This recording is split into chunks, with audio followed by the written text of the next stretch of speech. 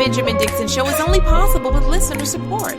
Go to www.thebenjamindixonshow.com to register for our blog and join the Progressive Army. You are in for a full show today. 3 days in a row, 3 shows, and this one is going to be the fullest. Starting off with my favorite rapper of all time, the greatest MC of all time, Jay-Z. But I've got to rip him a new one. After that, Bernie Sanders versus the media. Then Ben-Shapiro versus poor people. And last but not least, Steve King defends rape and incest. You heard that correctly. But let's start off with Jigga. We passed kneeling. I think everyone knows what the issue is. And we're done with that. You know why we were kneeling? Okay. Do you know the issue? Yeah. Do you know the issue? Yes? We all know the issue now. Where are we moving on next? And I'm not, again, so to be clear for the room, I'm not minimizing that part of it because that has to happen. That's a necessary part of the process. Because the kneeling was not about a job. It was about injustice. Let me bring attention to injustice. Everyone's saying, how are you going forward and Cap doesn't have a job? This wasn't about him having a job. You know what it is. Now, how do we address that injustice? Jay-Z sitting with NFL Commissioner Roger Goodell, and I believe that's his name. I could be wrong. Didn't bother Googling it. Who cares? But he's sitting as he explains this new venture that Rock Nation is getting ready to undertake with the NFL. The primary purpose of the venture is media creation, video content, podcast content, a lot like another company I was involved with, but I digress. And attached to it is the idea of them doing something with regard to social justice. Okay. Now, I have to start off again, like I said at the beginning. I'm really bothered by this because I can't say I'm Jay-Z's number one fan. But I'll just say that I was willing to lose a job some years back when I went head to head with my boss over who was the best MC, Jay-Z or Eminem. So I'm just going to say, you know what I mean? I didn't care. I probably own every album. No, I can't say I know every lyric, but damn near every lyric. Jay-Z is numero uno for me. That being said, this is some coonery, buffoonery, black capitalist. Actually, it's worse than that. This to me reminds me, and I'll explain why. This reminds me of those type of dudes who would holler at your girl and they supposed to be your boy. Like so first let me explain why I have a problem with this venture. Obviously, they're referencing Colin Kaepernick. Colin Kaepernick still doesn't have a job. Colin Kaepernick is still prepared and still better than quite a few of the NFL quarterbacks in the league right now. All right. That's a matter of objective fact. And for Jay-Z to slide in here, it would be one thing, like I tweeted this morning. It would be one thing if Jay-Z just went and got that money. Because you got to understand, Jay-Z, even though he's a billionaire, even though he's rich and you know, he's living a lavish lifestyle, Jay-Z still came from poverty, and he came from black poverty, where you basically do whatever you got to do, get rich or die trying, as 50 Cent put it. And so I'm not knocking the hustle. What I'm knocking is allowing the NFL to use you as a way to cover them when they have clearly blackballed Colin Kaepernick. That's what I have a problem with. And listen, Jay-Z said in that clip, it has nothing to do. I can't even do I never tried a Jay-Z impersonation, so I won't even try. He said it has nothing to do with Colin Kaepernick having a job. The protests were not about Colin Kaepernick having a job. That's correct. But guess what? Colin Kaepernick's protest caused him to lose a job. And now you're going behind his back. Yes, behind his back. Because even though yesterday they tried to say that Jay-Z talked with Colin Kaepernick's camp, they talked with Colin Kaepernick's camp after the fact. All right. So everyone was saying, he talked to Colin Kaepernick. Yeah. After the deal had already been signed. And again, I'm saying this as a numero uno fan of Jay-Z. I will probably play his joints today. I never, and I don't want to cause any chaos with the Beehive, but I never really cared about Beyonce's music until Jay-Z jumped on it. I mean, Crazy in Love, that's when I really start paying attention to Beyonce. Not that she's not an amazing artist in her own right. I'm just a Jay-Z fan. And as a Jay-Z fan, I can say this. That was some backstabbing fuck boy. Not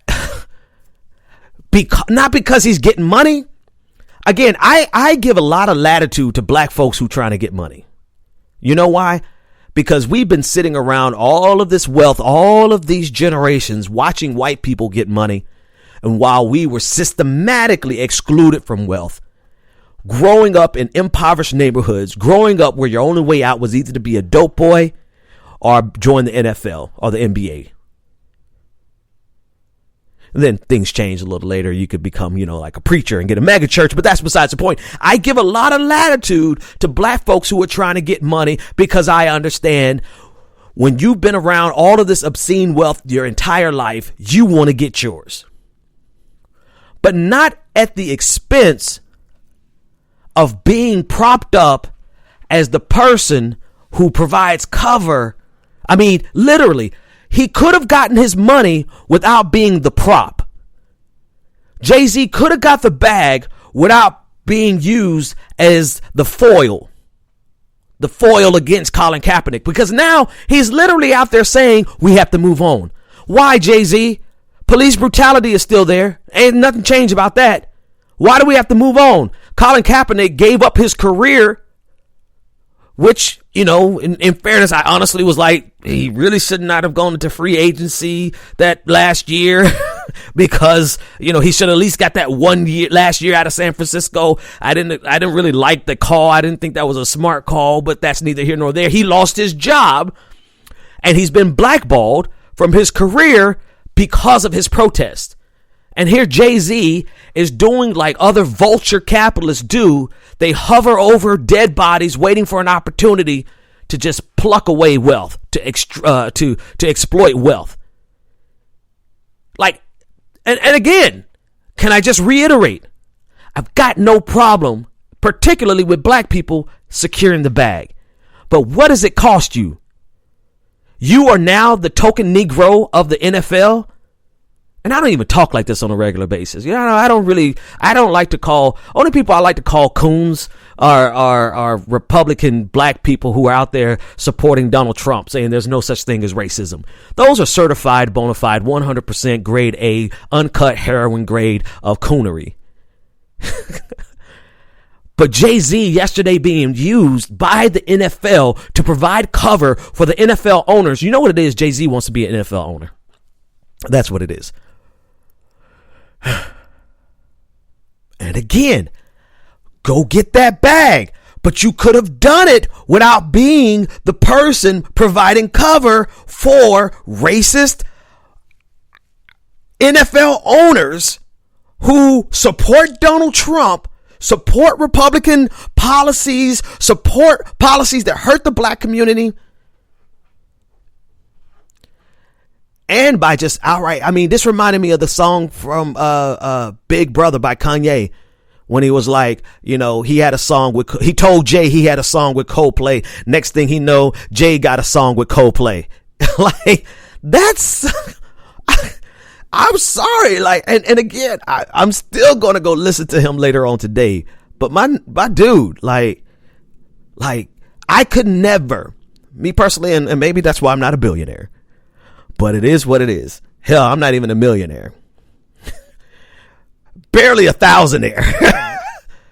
But I could never allow myself to be a black person used against other black people who are fighting for justice. Now, you want to use me against black people who shucking and jiving, stepping and fetching? Oh, you don't have to use me because I'm going to do that myself. But I could never allow myself to be the black face that is propped up against the black struggle for liberation.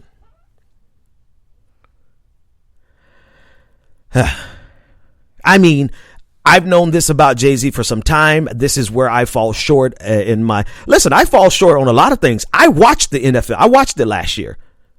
I'm going to watch it this year. It's not that I have no solidarity with Colin Kaepernick. It's just that I like the NFL. I love football season. I protested an entire year. I have an 8-year-old son and a 6-year-old daughter, and they love sitting with me on Sunday afternoon watching the game.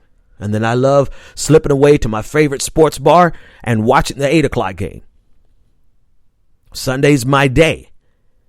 So I'm not saying this to virtue signal as if I'm the crown jewel of black radicalism. No, I fall short. Hell, I fall short because I still listen to Jay-Z. And I've known Jay-Z has been this kind of dude since Kanye rapped about it.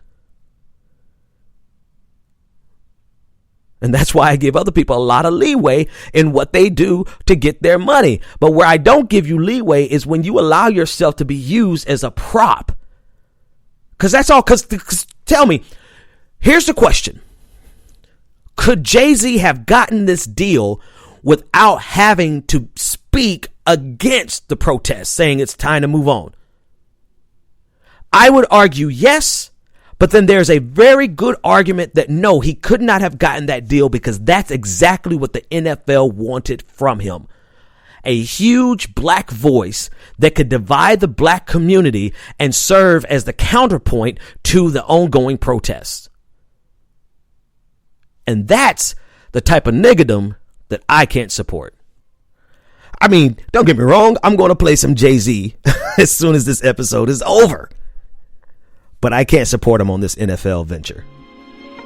Not that he needs my support.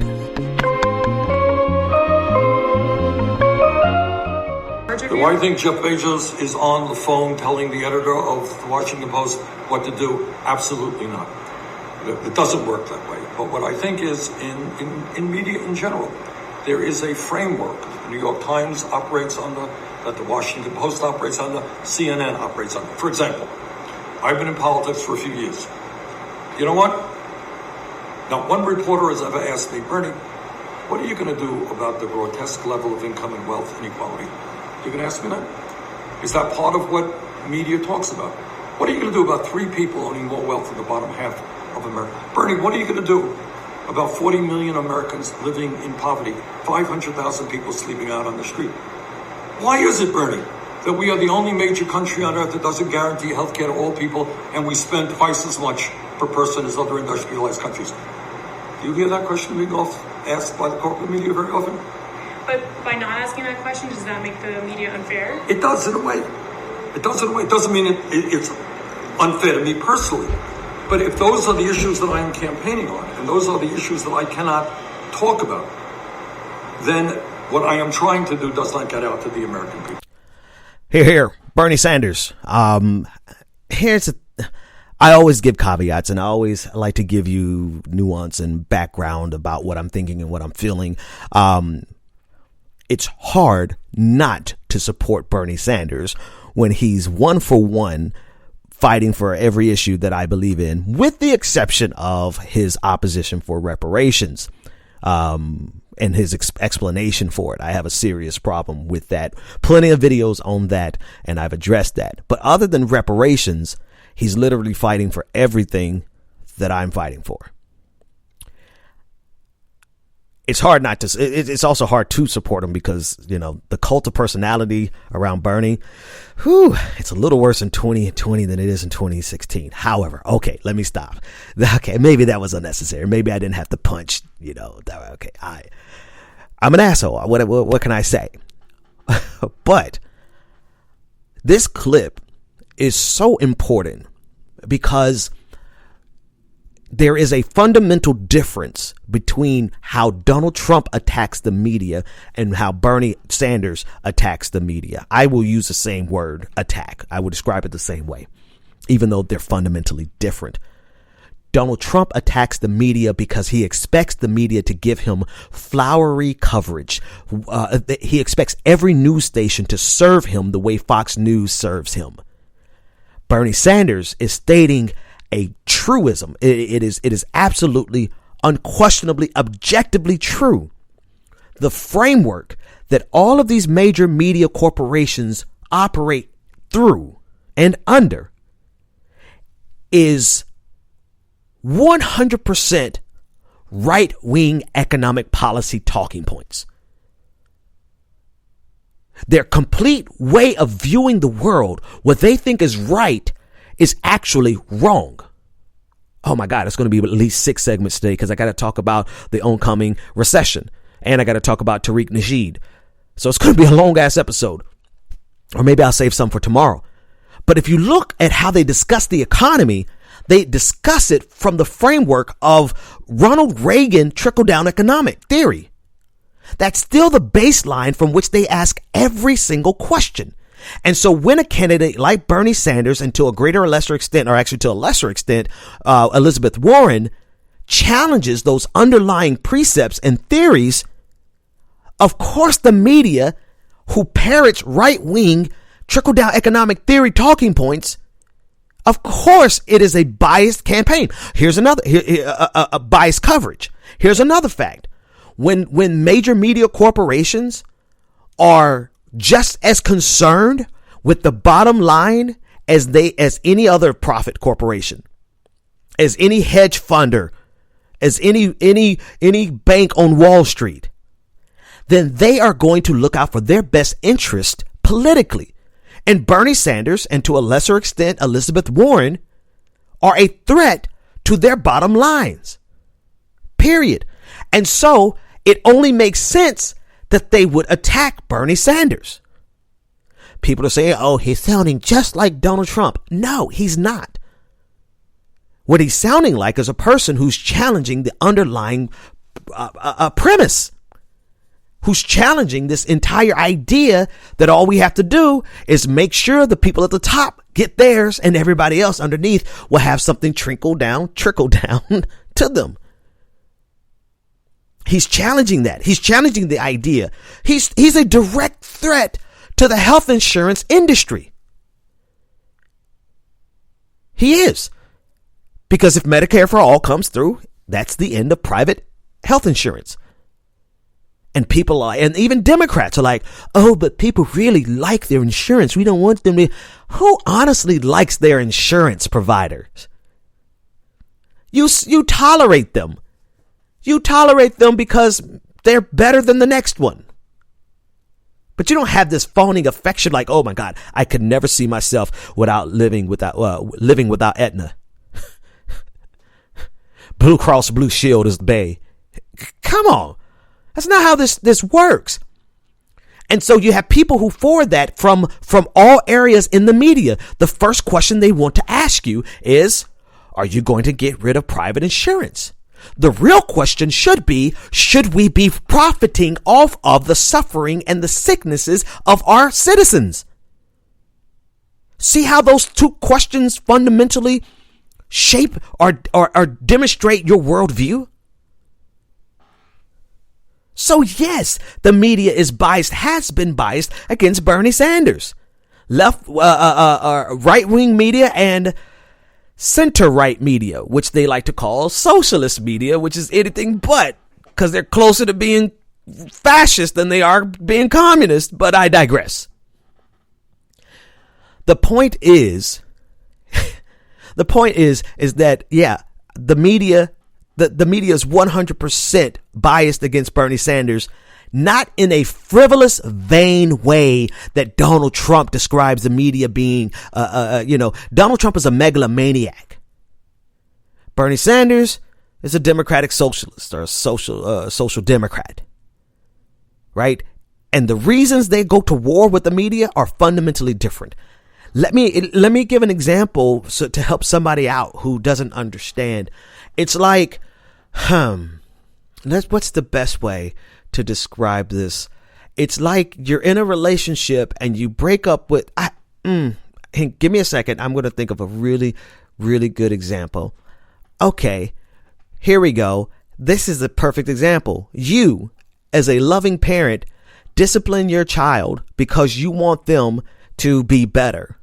Meanwhile, your spouse is beating the shit out of them because they're aggravated and irritated that the kid didn't bring him his beer the right way.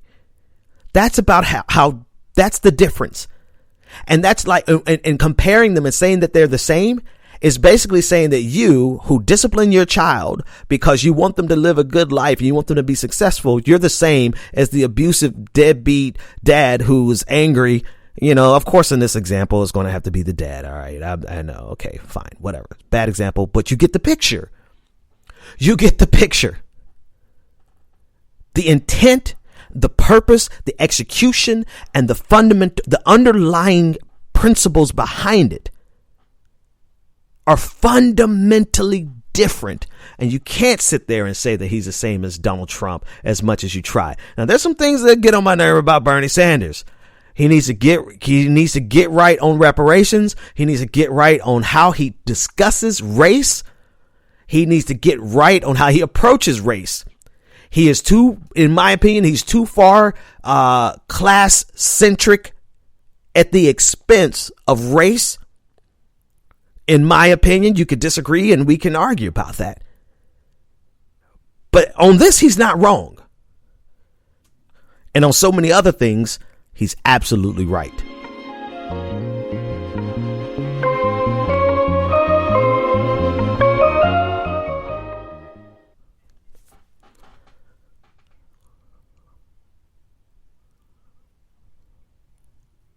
Huh? What?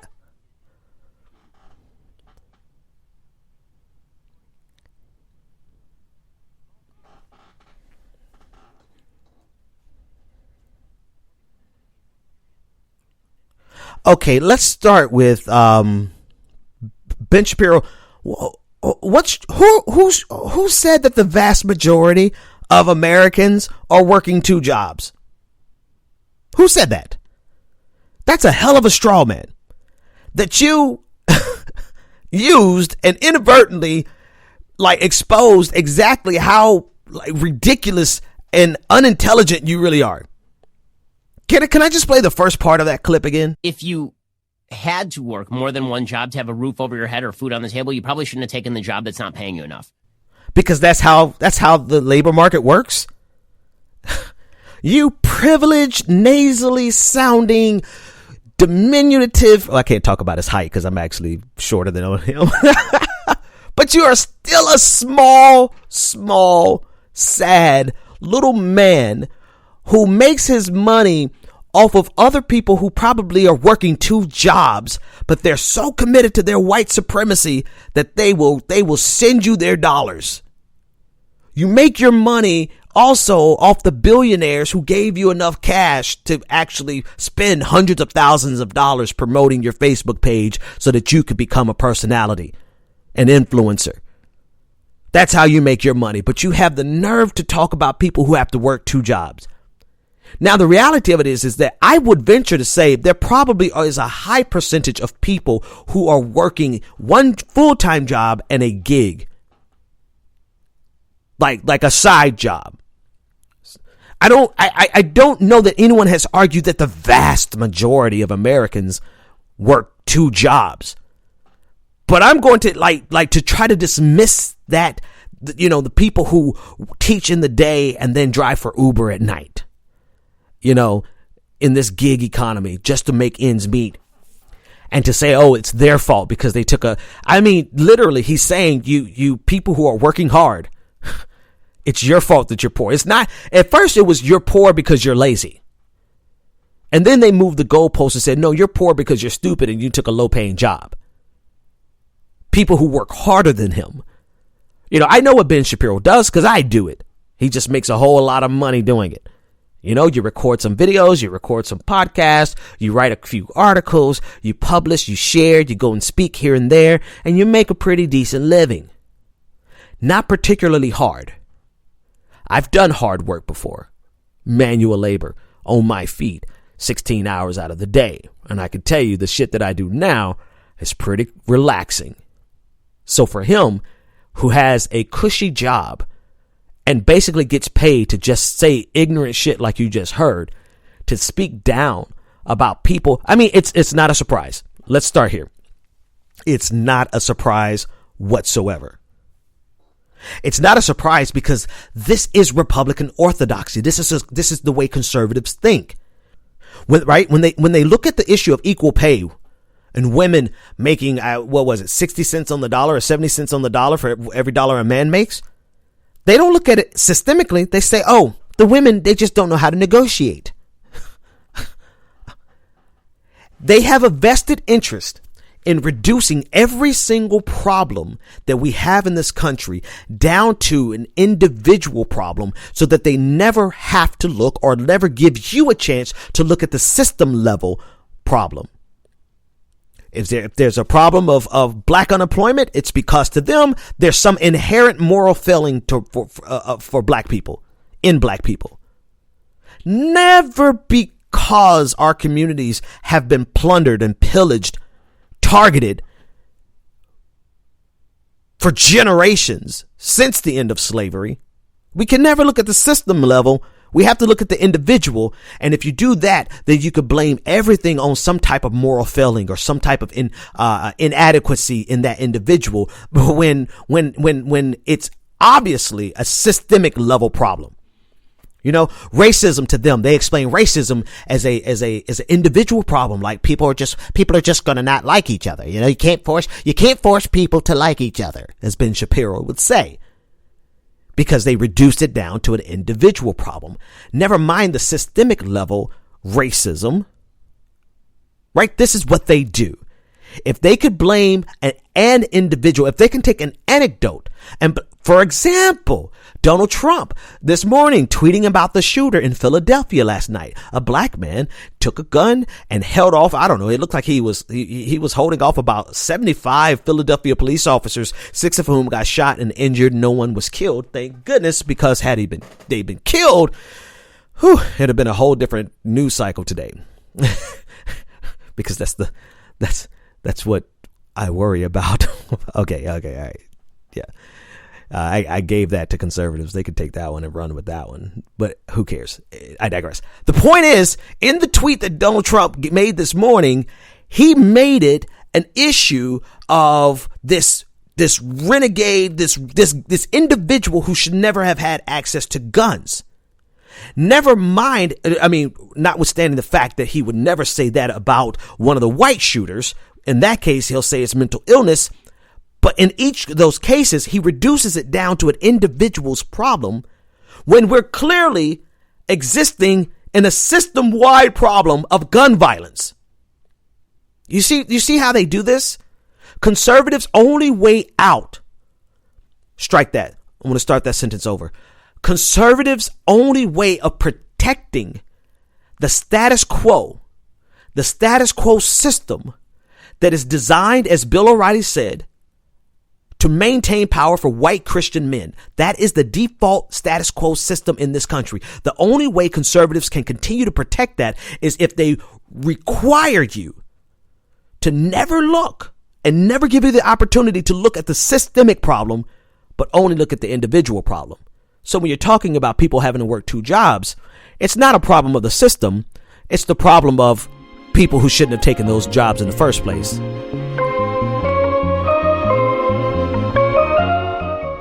We know the reasons why we don't accept exceptions for the most of us for rape and incest, because it's not the baby's fault. But there's another. I started to wonder about this. What if it was okay, and what if we went back through all the family trees and just pulled those people out that were products of rape and incest?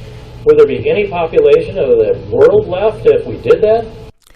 Yes, ladies and gentlemen, the audio is a little distorted, but if you listen closely, that's U.S. Representative Steve King, Republican from Iowa, defending rape and incest and saying that women, in the conversation about their right to choose, should not have an exception for rape and incest.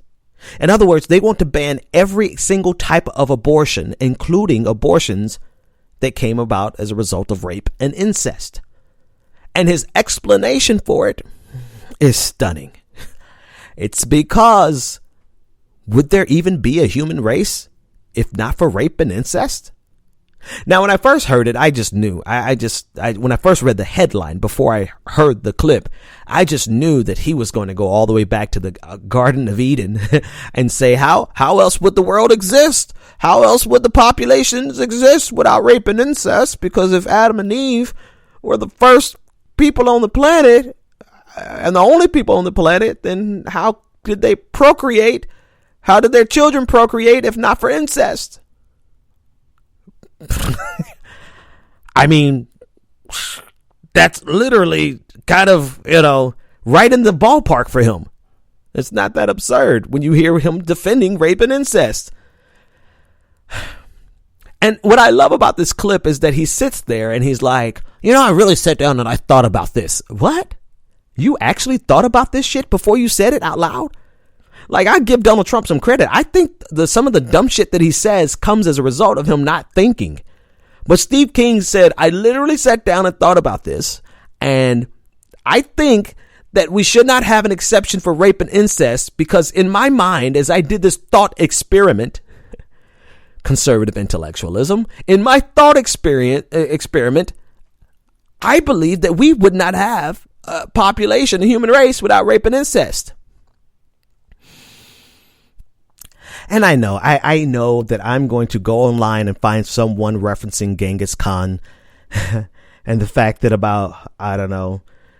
Genghis Khan's rape led to about 16 million descendants. I know someone is going to mention that.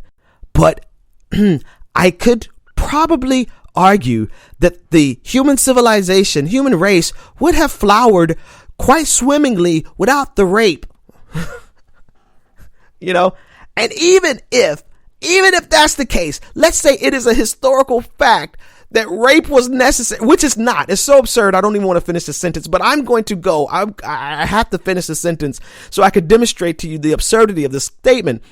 Even if you had a historical proof that rape and incest were necessary to get us where we are today, is that something that you really want to defend in order for us to continue to thrive into the future?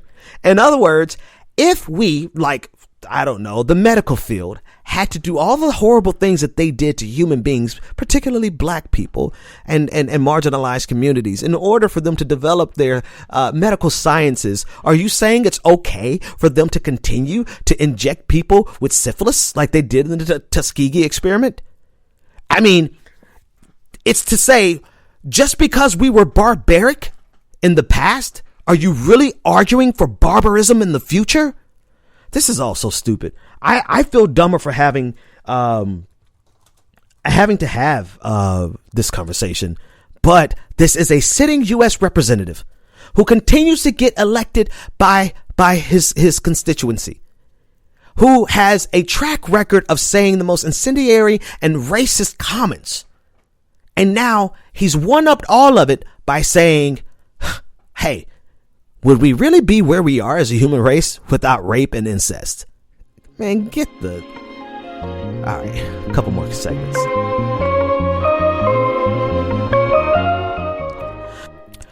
All right, so I'm actually recording this entire section over again. I did probably 20 minutes rant, literally yelling in the microphone over this next topic because of how utterly fatuous and, bottom line, stupid this new... Okay, let me just explain it. So ADOS, is it okay to punch now? Because for the longest, you couldn't say anything about ADOS because people are like, oh, you guys are attacking our small little movement. We're just a little movement and we're just trying to get reparations. And now you guys are a big movement. And you guys are moving the dial. You're not moving the dial really for reparations. You're moving the dial for anti-immigration. That's what you're moving the dial on. And this is, we can demonstrate this. We can demonstrate this. If you look at the sum total of the discourse that they encourage online, you will see that there is more energy placed into anti-immigration rhetoric than there is pro-reparations rhetoric. I would venture to say that that's an objective, verifiable fact. That if you listen to the conversations online, if you listen to the commentary on YouTube, if you listen to the podcast, which I have, I've been quiet. I've been quiet on it for a long time. Now you're big enough. Now you're big enough that those of us who oppose you, we're the underdogs. Okay? So now we have balance in the force. You guys are big enough to defend yourselves. You have legions. You have hashtag ADOS. Everybody, swarms of people are going to come after you if you talk bad about ADOS. Is it a fair fight now? Because, I didn't want to fight you guys when it was just like 3 or 4 of you, but now it's like 3 or 4,000 of you, just me against the 3 or 4,000. Well, not just me, but, on this episode, it's just me. If you look at the sum total of your contribution to the national discourse, I guarantee you could just listen. Don't take my word for it. Look at your own timeline and look at what you contribute more to. You spend more time attacking either immigrants directly, black immigrants, as well as brown immigrants. This is so fascinating, right? In order to get reparations, you think the path to reparations is actually in your opposition to black immigrants. That's the strategy. That's the sum total of your contribution. And in my best estimation is whatever your net benefit or your net contribution to the discourse is really who you're helping out.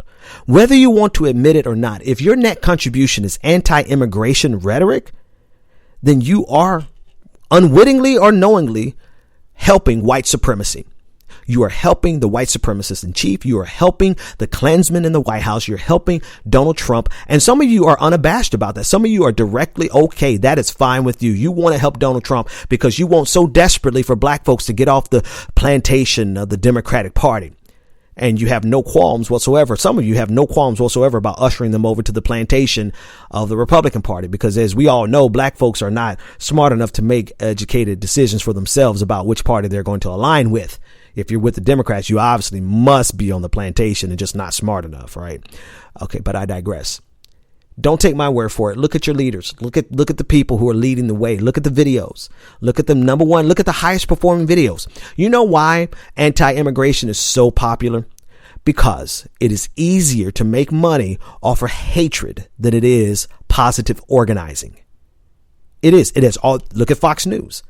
It is a verifiable psychological fact that anger mobilizes more than a positive emotion. And so you and your leaders have realized that it is more virulent in online spreading, that type of virality. It is more profitable and more virulent to be anti-immigration, because you learned that the best way to organize is for you to foment hatred and anger towards immigrants the same way white supremacists are organizing hatred towards you. And instead of you fighting against the system, check this out. This is the type of people we're dealing with. Instead of looking at the recent arrest of 680 immigrant workers in Mississippi and asking why the system has not arrested the owners of the company that benefited off of those 680 people, some of them who are here legally. Instead of asking that question, you say, hey, black folks, go apply for those jobs. Hey, everybody, let's go serve the man over here because, we want those crumbs from the master's table. Look at the irony here. You're saying look at the logical fallacy and the perfect cycle, the feedback loop that this ideology has you in. And I'm not punching down. You guys outnumber us now, right? So don't come at me looking for sympathy, because you guys are the bigger organization, right? You guys have thousands of people. This is the feedback loop of your ideology. This is what you say. You say, well, those 680 people who lost jobs, those are opportunities for black folks to get jobs. Okay, never questioning the system, never questioning the boss who did not get arrested, probably will pay no fine, who benefited and profited. The reason they didn't hire your black ass in the first place was because you were too expensive and they can get it for cheaper. And so instead of having a class critique of this and understanding that they will always find the cheapest labor, they'll hire you now, Negro. But as soon as the government's not looking, they're going to hire some more immigrants. And it's not because of the immigrants, it's because they want to make a higher profit margin. But instead of you ever questioning that, you say, hey, here's an opportunity, 680 jobs for black folks. Y'all run over there and get those jobs. Okay. Watch this. When we say we want to offer free college education for black folks, for everybody, black folks included, what do you all say? Go ahead. Answer it. I'll wait. You know what ADOS says? They say that that's not enough. Those are crumbs from the master's table. Those are crumbs from the Democratic plantation. We don't want that. We want reparations. And we don't get reparations. We don't want nothing. But wait a minute. So you mean to tell me you're going to be more satisfied giving black people jobs at the lowest pay imaginable, just probably minimum wage? Those 680 jobs, they're going to pay you minimum wage. You would rather them go take those jobs from immigrants than to see them get a free college education, which would give them the opportunity to make far more money than they would ever make in those jobs. Do you see how that perfect feedback loop works? You on the one hand said it's about them getting jobs. And so we got to take these jobs from immigrants, whether they be black or otherwise, right? And it astonishes me. It never ceases to amaze me that people feel the solution to white supremacy is opposition to black immigrants. But I digress. I'm going to let you keep that one for a few minutes. But you say the plan is to take the jobs from these immigrants, but you oppose free college education, which would give black people opportunities for even higher paying jobs. You know why? Because it's not really about black folks getting jobs. It's about using hatred towards immigrants as an organizing tool. Okay. You don't want free Medicare for all, because that's a handout. It's not reparations. So we don't want a handout. We're not going to vote for you if you don't give us reparations. Yeah. Okay. So you oppose black socialism. You oppose socialism in general. You oppose Medicare for all. You oppose democratic socialism because it's not complete. It's not complete. I have a problem with them. I got a long record. Matter of fact, I've lost tens of thousands of followers because I am not a Bernie Sanders. I'm not in his cult of personalities. I will criticize Bernie Sanders on anything I feel like he needs to be criticized for. But one of the things he does not need to be criticized for is the fight for free college education and Medicare for all. But you oppose both of those things because it's not reparations. And so, whereas black people would be in a better financial position with no college debt, with no medical debt, and they will be alive because they didn't die from something like diabetes because they had the opportunity to go to a doctor, and then they actually had the strength necessary to fight for reparations. Instead of that, you say, no, we don't want that. We don't want that because that's crumbs from the master's table. You need to get off that Democratic plantation. And what remains? You're not, you don't. Oh, let's go further. Let me make my case a little clearer. I'm not punching down. You guys have thousands of people. Don't message me saying, oh, Ben, you're attacking ADOS, man. We're just trying to organize. Nah, buddy. I waited. Now you guys are big enough where I'm punching up. We're the underdog. You guys have the advantage. And you don't have the advantage, which goes directly to my point. You don't actually have the advantage in advancing the fight for reparations. Why? Because reparations is 100% going to require an electoral strategy. We are going to have the votes, not just the White House. We're going to have the Senate, and we're going to have the House of Representatives. And if you do not have an electoral strategy to actually obtain that, then you are just a sounding brass and a tinkling cymbal. You're just making a lot of noise. Not benefiting reparations, but what are you benefiting? The anti-immigrant status of this country, rhetoric in this country, discourse in this country. You have no electoral strategy because you're not going to support the Democrats as they begin pushing towards reparations, which has slowly evolved. Are you contributing to the conversation? Yeah, I'm not going to sit here and say that you guys are not contributing to the conversation. Are you the core component of this conversation? No, not at all. You know, this may be, you might see this as an insult, but it's just the facts, right? Ta-Nehisi Coates testifying or even just writing an article about reparations does more than all of your podcasts. This is not to insult you. I suffer from the same predicament. People with larger platforms, inevitably, just by virtue of their size, move the dial way further than one person with a large platform can move the dial further than 5,000 people with small platforms on social media, period. Have you contributed to the conversation? Sure, you guys have. Are you a net win for reparations? No, I think you're a net win for anti-immigration rhetoric, because if we take a critical analysis, I mean, literally measure the language that you use in your discourse online, the conversations that you foster, your podcast, your YouTube videos, you've been more of a force against immigration than you have been a force for reparations.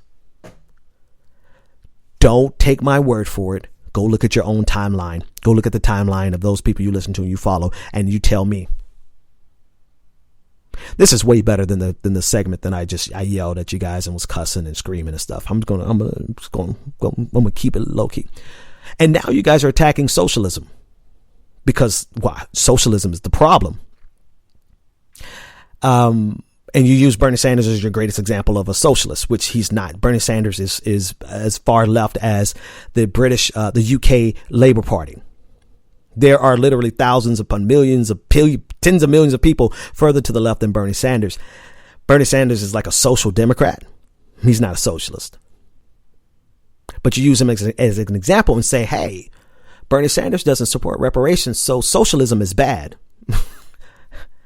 Never mind the how rooted the black community has been in socialism and black radicalism, the black liberation movement, black revolutionary thought. Socialism has been at the core of it. A. Philip Randolph, W.E.B. Du Bois, the Black Panther Party for self-defense. Martin Luther King, Dr. King, Malcolm X to a greater or lesser extent. You know, I think one of the only examples, here's what's the irony, one of the best examples of people who have the economic ideology that is fomenting and that is burgeoning in the ADOS movement, Marcus Garvey. And he was an immigrant. So there you go. The best example of somebody who has an economic paradigm like you guys have would be rejected by you. Man, y'all niggas, well, y'all are wild, dog. Y'all are wild. You don't even see it. You're a net benefit. You and you have these white people, man, got y'all opposing black immigrants in the name of getting reparations. How does that work? How does that add up? It makes literally no sense whatsoever. So now you oppose higher education, free higher education, but you're encouraging people to go take those menial jobs at the factory where they just arrested 680 people. When black people could get, not only get, maybe you're saying, well, Ben, free education is in the future. These jobs are now. That is a valid point. That is a valid point. But you know what? Why oppose this free college education then? Because if you're okay with a black person taking a minimum wage job in a factory away from an immigrant who is being paid less than minimum wage, if you're okay with that, then shouldn't it follow that you should be okay with that person getting a free college education? But you oppose that because you oppose anybody who's not going to give you reparations. And even when people decide to give you a form of reparations or to have the conversation about reparations, and like Julian Castro and like Elizabeth Warren talked about giving a type of reparations in the housing industry, housing market, it's like, it's not enough. You know why? Because reparations for ADOS is a chimera. Chimera, a chimera, something that is longed for, that is wished for, that won't come to pass. Not that it can't come to pass, but because of how you have positioned yourselves. Watch this difference. It's not that we can't get reparations. It's that you have positioned yourself ideologically ever so nestled, ever so neatly in the perfect position to always be able to fight and argue for reparations without ever being in a position to get reparations, because you are self-defeating. Because what you do and what you contribute and how you contribute to the national discourse emboldens the very people who don't believe they owe you shit. It's like this. Listen, either you bring the whole system down or you're not bringing any of it down. Either you bring all of white supremacy down or you're protecting white supremacy. And you cannot bring white supremacy down by buying into and promoting their anti-immigrant rhetoric. You can't. It is impossible. You are a co-conspirator. You are complicit and a co-conspirator with white supremacy. Furthermore, like not just philosophically, but electorally, where is your party? You don't want the Democratic Party? That's fine. I mean, I'm tired of the Democratic Party, man. There's some losers. But are you working with the Green Party? No. You know why? Because they're pro-immigrant. They're pro-internationalism. And you don't want anybody that's pro-immigrant. So you're not working with the Democratic Party. You're not working with the Green Party. You're not organizing to start your own party. And even if you were organizing to start your own party, you have alienated all of your potential allies. You will never get any right-wing support for reparations, but you're alienating Democrats, which fine. Okay. You're alienating immigrants. Okay. You're alienating, black socialists. You're alienating, black Democrats. I mean, who is going to vote with you, my friend? Who is going to vote with you to get reparations passed in the House and the Senate and signed by a pro-reparations president? Where's your squad? A chimera. Something that you can promote and long for and argue for, but never achieve. It's the gift that keeps on giving. It's the gift that keeps on clicking. It's the gift that keeps on monetizing. When in reality, you have zero strategy whatsoever to obtain it.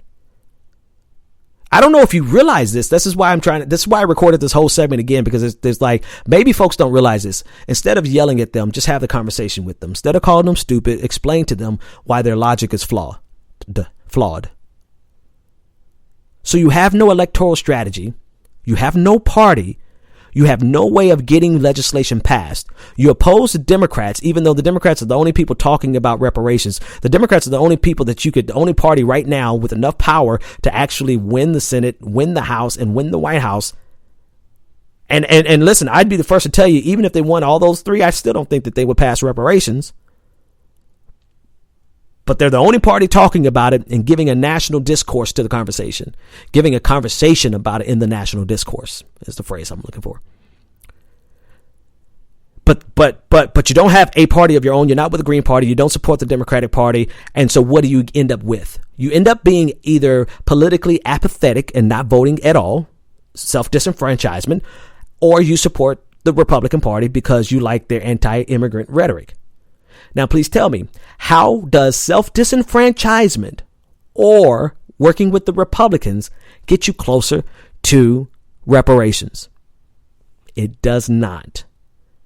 So it is a perfectly sealed, hermetically sealed bubble, feedback loop of talking about reparations, never moving the ball to actually obtain reparations, and the net benefit or the residual of what you actually do is pro-white supremacy because you are supporting white supremacist talking points on immigration.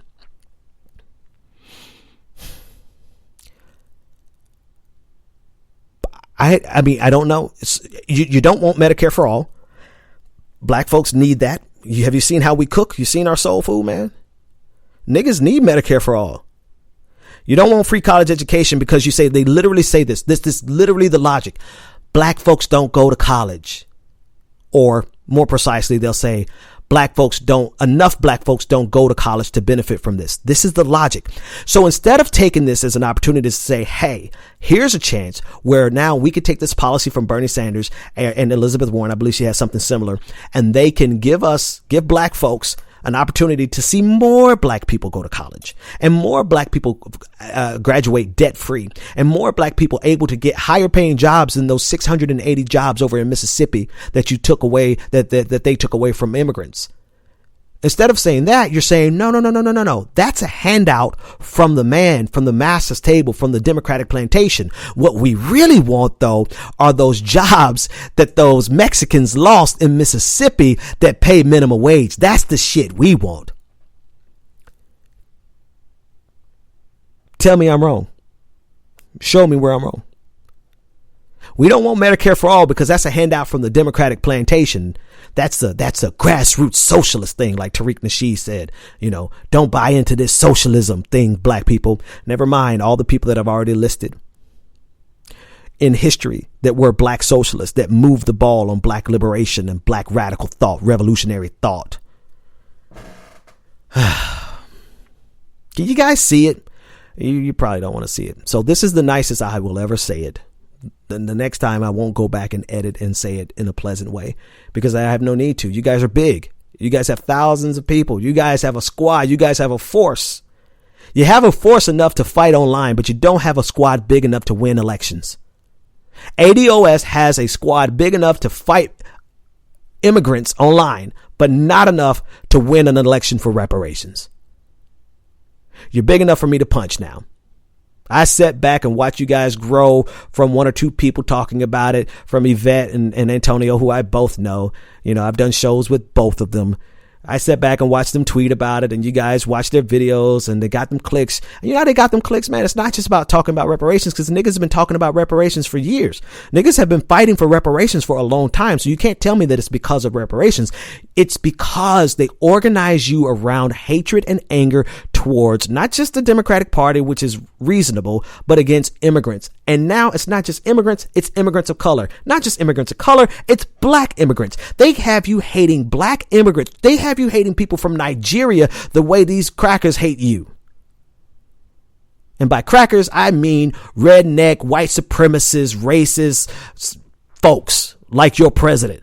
They've got you hating people from Zimbabwe.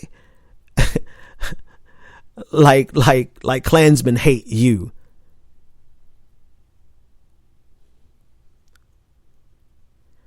Alas, I'm done. I've explained it as kindly as I could. Oh, I'm sorry. And now they got you hating black socialism. And I'm not talking about that group on Twitter, the black socialists. Honestly, I'm going to be honest with you. Something about them smells like COINTELPRO. Just like something about, something about ADOS. It kind of smells like COINTELPRO. Why? You tell a tree about fruit it bears. Your net contribution has been anti-immigrant and not pro-reparations. Go do the math yourself. And don't come to me with your sob story. Oh, Ben, we're just trying to make things better for him and you're just attacking us. No, y'all the big dogs on the street now. You know what I mean? Why should we have sympathy for you? You guys have thousands of people. As soon as y'all get wind of this, there's going to be thousands of comments and Twitter and Facebook. And, I had one dude called me a race traitor. A race traitor, watch this. Because I shared a tweet about immigrants getting arrested at work, and if they were illegal and they were lazy and if they were just leeching off the system, why are they always getting arrested at work? I share that tweet because it's a good question. Good ass question. If one nigga called me a race traitor. You guys have people everywhere. You're the big dog on the block. Be comfortable in your skin because now you're going to catch that heat. And it doesn't have to be bombastic. It doesn't have to be loud and yelling. That's why I re-recorded this entire segment. Logically, it falls apart. Logically, the sum total of ADOS has been a net benefit for white supremacy and not for reparations. You do not win reparations by opposing immigrants. Immigrants aren't stopping you from getting reparations, black, brown, or otherwise. Immigrants are not, if you believe immigrants are stopping you from getting a good job, then why on earth would you oppose free college education, which would help black people get even better jobs? Or are you really just interested in taking away from immigrants instead of giving a net benefit to the black community? It's impossible. It makes literally no sense. How could you oppose Medicare for all because it's not reparations, yet and still black folks are dying because we don't have the proper health care? Makes no sense. Except for it being a chimera, chimera, something that you can prop up, something that you can long for, something that you can wish for. And because of how this is a subtle difference that I'm adding to it. This is not in the proper definition, but because of how you approach it, you're guaranteeing that it would never come to pass. When in reality, it could come to pass. But what you're doing is benefiting white supremacy. What you're doing is benefiting the people who don't believe they owe you anything from slavery. It's benefiting the Republican Party. It's benefiting conservatism. And it's benefiting basically the very system that hates you. And I guess you're thinking that there is a privileged position next to white supremacy that black folks can get. Is that what it is? Because that's what it smells like. That's what it feels like. All right, that's it. I'm over an hour. See you guys next time. The Benjamin Dixon Show is only possible with listener support. Go to www.thebenjamindixonshow.com to register for our blog and join the Progressive Army.